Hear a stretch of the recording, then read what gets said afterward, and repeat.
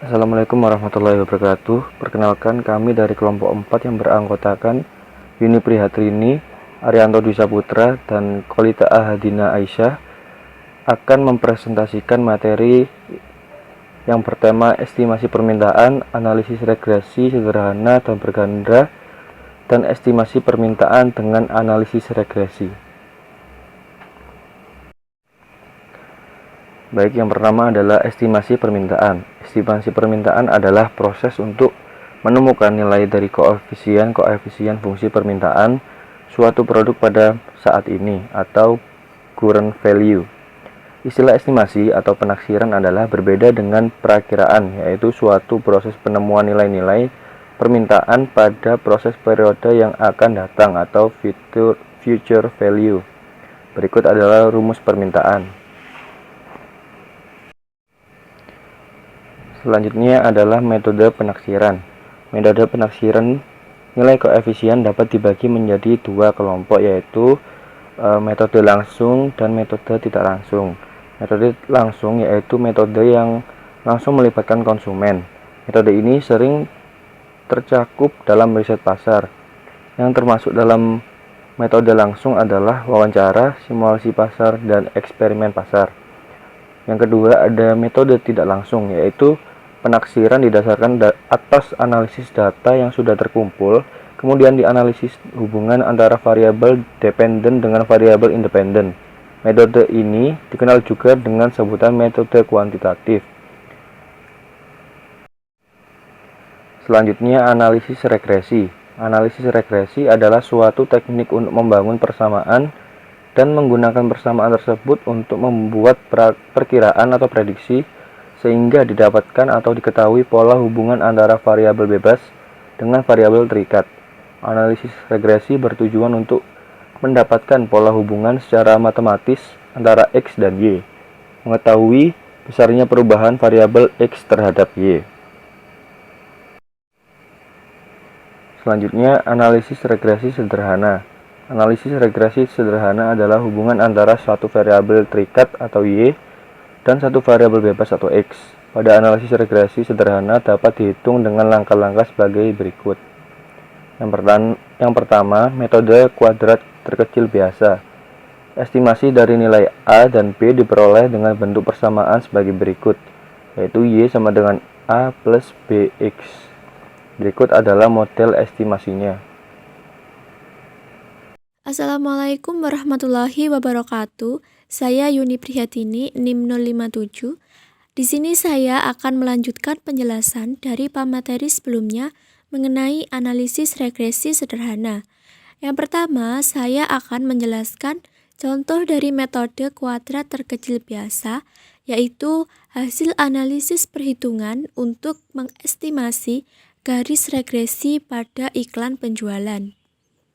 Berdasarkan hasil estimasi tersebut, lalu mensubstitusikan B sama dengan 106 dibagi 30 sama dengan 3,533 dan A sama dengan 50 dikurangi 3,533 dikalikan 12 sama dengan 7,60. Jadi persamaan regresinya adalah Y sama dengan 3,533 plus 7,60 X1. Garis regresi ini menjelaskan bahwa pengeluaran iklan sebesar 0 dengan X1 sama dengan 0.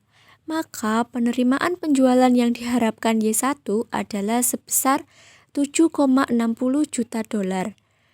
Dengan iklan sebesar 10 juta pada tahun pertama, maka jumlah penerimaan sebesar 42,90. Artinya, tingkat pengeluaran iklan berpengaruh pada penerimaan penjualan.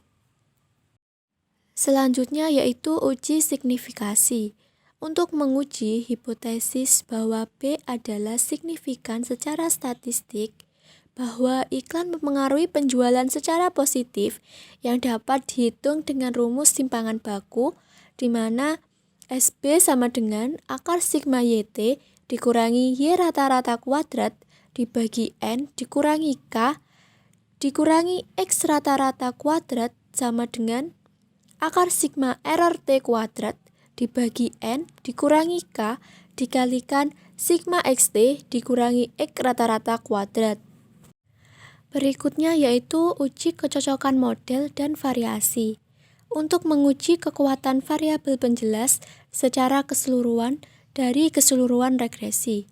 Hal ini dapat dilakukan dengan cara menghitung koefisien determinasi atau R kuadrat. Koefisien determinasi dapat dinyatakan dengan proporsi dari variasi total atau dispers dari variabel-variabel bebas pada regresi.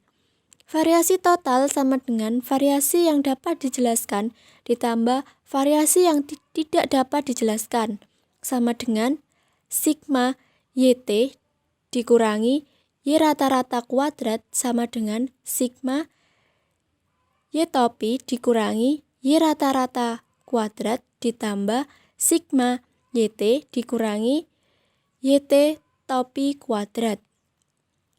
Atau dapat dihitung dengan rumus koefisien determinasi, yaitu R kuadrat sama dengan sigma YT topi dikurangi Y rata-rata kuadrat dibagi sigma YT dikurangi Y rata-rata kuadrat. Selanjutnya yaitu analisis regresi berganda. Yang pertama, model analisis regresi berganda. Regresi berganda merupakan hubungan satu variabel terikat atau variabel Y dan lebih dari satu variabel bebas atau variabel X. Contoh, penerimaan penjualan pada suatu perusahaan dapat dikatakan tidak hanya bergantung pada pengeluaran iklan saja, tetapi juga ada pengeluaran untuk mengendalikan mutu. Maka modal dan reaksinya dapat ditulis dengan Y sama dengan A plus B1X1 plus B2X2. Hal ini dapat dijelaskan bahwa Y merupakan variabel terikat atau penerimaan penjualan iklan. X1 merupakan pengeluaran iklan perusahaan dan X2 merupakan pengeluaran biaya untuk pengendalian mutu. Dan koefisien A, B1, B2 merupakan suatu parameter yang harus diestimasi. Berikutnya, contoh hasil analisis data. Berdasarkan analisis data tersebut dapat dijelaskan bahwa Y sama dengan A plus B1X1 plus B2X2. Maka Y sama dengan 17,944 ditambah 1,873 X1 ditambah 1,915 X2. Selanjutnya, koefisien determinasi dan R kuadrat yang disesuaikan. Koefisien determinasi mengukur proporsi dari variasi total variabel terikat yang dapat dijelaskan oleh variabel bebas dalam regresi. Berdasarkan hasil analisis data pada slide sebelumnya, dapat diketahui bahwa koefisien determinasi atau R kuadrat adalah 0,93. Hal ini menunjukkan bahwa perusahaan mengeluarkan variasi untuk iklan dan pengendalian mutu yang menerangkan variasi dari penerimaan penjualan sebesar 93%. Pada analisis regresi berganda mempertimbangkan besaran derajat kebebasan menurun sehubungan dengan bertambahnya variasi bebas. R kuadrat yang perlu disesuaikan adalah R rata-rata kuadrat sama dengan 1 dikurangi 1 dikurangi R kuadrat dikalikan N dikurangi 1 dibagi N dikurangi K, di mana N sama dengan jumlah observasi atau sampel data.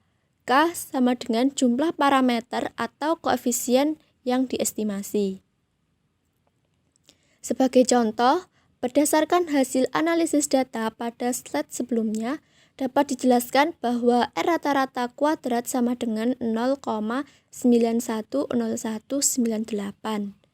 Dapat diartikan bahwa pada saat melakukan pertimbangan untuk memasukkan biaya pengendalian mutu sebagai variabel penjelas yang akan mengurangi derajat kebebasan, proporsi dari variasi total pada penjualan adalah 91%. Baik, untuk materi selanjutnya akan dijelaskan oleh pemateri berikutnya. Assalamualaikum warahmatullahi wabarakatuh. Nama saya Kalita Hadina Aisyah. Saya akan melanjutkan analisis varians. Kekuatan menerangkan secara keseluruhan regresi dapat diuji dengan menggunakan analisis varians. Untuk menguji hipotesis bahwa variasi dari semua variabel bebas atau X menjelaskan proporsi yang signifikan dari variasi pada variabel terikat atau Y, maka kita dapat menggunakan statistik F dengan rumus F sama dengan explained variation per K-1 per explained variation per N-K, di mana N merupakan jumlah observasi, sedangkan K merupakan jumlah dari parameter atau koefisien yang diestimasi dalam regresi. Selain itu, statistik F juga dapat dihitung dengan rumus sebagai berikut. F sama dengan R kuadrat per K-1 per 1 min R kuadrat per N min K. Dengan menggunakan nilai R kuadrat, maka 0,93154, lalu N sama dengan 10 dan K sama dengan 7. Maka nilai F adalah 46,61 sesuai dengan analisis. Selanjutnya, masalah dalam analisis regresi. Dalam analisis regresi, terdapat 3 masalah yang dihadapi. Yang pertama, multikolinearitas. Multikolinearitas dapat muncul jika ada hubungan yang sempurna atau pasti di antara beberapa variabel atau semua variabel independen dalam model. Pada kasus multikolinearitas yang serius, yaitu koefisien regresi tidak menunjukkan pengaruh murni dari variabel independen dalam model. Multikolinearitas yang serius dapat dikurangi atau dihilangkan, yaitu dengan cara memperluas ukuran sampel, menggunakan informasi sebelumnya, melakukan transformasi terhadap hubungan fungsional, dan membuat satu variabel yang memiliki kolinear tinggi. Yang kedua, heteroskedastisitas. Heteroskedastisitas dapat muncul jika asumsi bahwa varians dari variabel faktor Galat adalah konstan untuk semua variabel bebas yang tidak dipenuhi, yang biasanya muncul pada cross-sectional data. Yang ketiga ada autokorelasi. Autokorelasi merupakan korelasi antara anggota serangkaian observasi yang diurut menurut waktu, atau data deret waktu dan data cross-section. Untuk mengetahui autokorelasi digunakan uji Durbin-Watson atau DW test. Adanya autokorelasi dalam regresi dapat diketahui dengan menggunakan beberapa cara antara lain dengan metode grafik dan uji Durbin-Watson. Selanjutnya, estimasi permintaan dengan analisis regresi. Dalam mengestimasi permintaan, analisis regresi menjadi metode yang sering dilakukan pada ekonomi manajerial. Analisis regresi dinilai lebih objektif karena menyediakan informasi yang lengkap. Estimasi permintaan dengan analisis regresi dapat dibagi menjadi 4 tahapan, yaitu yang pertama, spesifikasi model. Spesifikasi model ini merupakan pengidentifikasian pada variabel-variabel penting yang diyakini dapat mempengaruhi permintaan untuk komoditas yang sedang dikaji. Spesifikasi model dapat meliputi harga dari komoditas atau PX, pendapatan konsumen atau I, jumlah konsumen di pasar atau N, harga komunitas barang substitusi atau PY, selera konsumen atau T, serta variabel lainnya. Contohnya seperti iklan atau promosi, tingkat insentif kredit, lalu harapan konsumen pada harga. Variabel yang spesifik dari fungsi permintaan ditentukan berdasarkan pengetahuan mengenai pasar atau komoditas, sehingga fungsi permintaan untuk barang yang tahan lama seperti alat elektronik, mobil, dan rumah yang biasanya dibeli dengan cara meminjam uang haruslah memasukkan faktor kredit atau tingkat bunga, atau disebut dengan variabel penjelas. Yang kedua, mengumpulkan data dari variabel yang digunakan. Data yang dikumpulkan pada variabel sepanjang waktu atau unit ekonomi yang berbeda. Setiap tipe data memiliki keuntungan tersendiri dan memiliki masalah estimasi tertentu. Data yang dikumpulkan untuk setiap variabel sepanjang waktu untuk unit ekonomi yang berbeda pada waktu tertentu. Data pertama disebut dengan data deret waktu, sedangkan data akhir disebut dengan cross-sectional data. Kesenjangan data dapat memaksa peneliti untuk membuat proksi bagi beberapa variabel yang datanya tidak tersedia. Yang ketiga, menspesifikasikan bentuk persamaan permintaan. Model linier merupakan model yang paling sederhana dan realistis. Di model linier, terdapat perubahan dalam efek marginal dari variabel terikat untuk setiap unit perubahan variabel bebas adalah konstan, atau tanpa menghiraukan tingkatan dari variabel tertentu. Tetapi ada beberapa kasus di mana hubungan non-linear akan cocok dengan data yang ada dibandingkan dengan bentuk linier. Hal ini dapat ditemukan dalam persamaan permintaan fungsi pangkat, yaitu hanya memasukkan harga dari komoditas dan pendapatan konsumen sebagai variabel bebas atau variabel penjelas. Persamaan dalam bentuk linier eksplisit dapat ditulis dalam bentuk seperti ini. Persamaan A merupakan koefisien yang dapat diestimasi, lalu E adalah faktor. Dalam metode linier, perubahan dalam variabel terikat atau Qx merupakan setiap perubahan pada variabel bebas atau variabel penjelas adalah konstan tanpa menghiraukan tingkatan dari variabel tertentu. Yang keempat, menguji hasil ekonometri. Langkah selanjutnya yaitu mengevaluasi hasil dari regresi, yaitu dengan dua cara. Yang pertama, tanda dari setiap estimasi koefisien kemiringan yang ada harus dicek apakah koefisien tersebut sesuai dengan dasar teori yang ada. Yang kedua, uji F harus dilakukan terhadap signifikasi statistik dari estimasi parameter-parameter yang digunakan untuk menentukan derajat keyakinan dari setiap estimasi koefisien atau kemiringan. Lalu persamaan permintaan hasil lulus uji ekonometri lainnya untuk menyatakan bahwa masalah-masalah seperti multikoliniaritas, heteroskedastisitas, serta autokorelasi tidak terjadi. Sekian presentasi dari kelompok kami, kurang lebihnya mohon maaf. Wassalamualaikum warahmatullahi wabarakatuh.